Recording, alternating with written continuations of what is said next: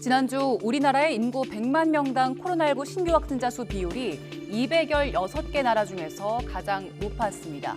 16,400여 명 정도였는데요. 일본은 15,000여 명으로 세 번째로 많았습니다.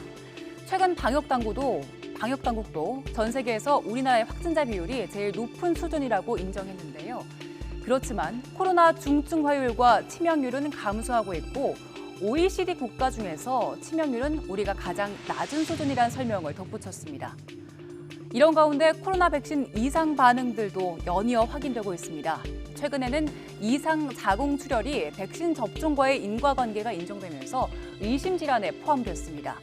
백신을 접종하고 월경 장애를 겪은 여성들이 앞으로는 의료비 지원을 받을 수 있게 된 겁니다. 지난해 백신 접종 뒤 하혈이나 생리장애가 생겼던 여성들이 많았지만 그동안은 인과성이 인정되지 않아서 보상이 어려웠습니다.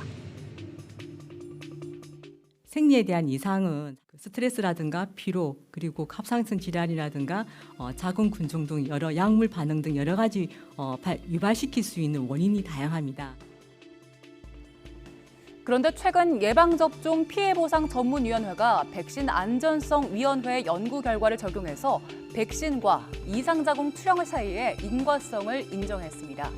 앞으로 피해 환자는 최대 5천만 원까지 의료비 지원을 받을 수 있는 길이 열린 건데요. 하지만 모두 보상이 가능한 건 아닙니다.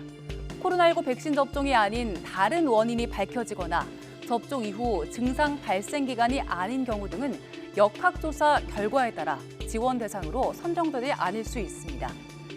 질병관리청은 앞으로 코로나 백신 피해자 가족협의회의 요구사항을 귀담아서 듣고 인과성 평가 근거를 보완하는 등 지원을 강화하겠다고 밝혔는데요.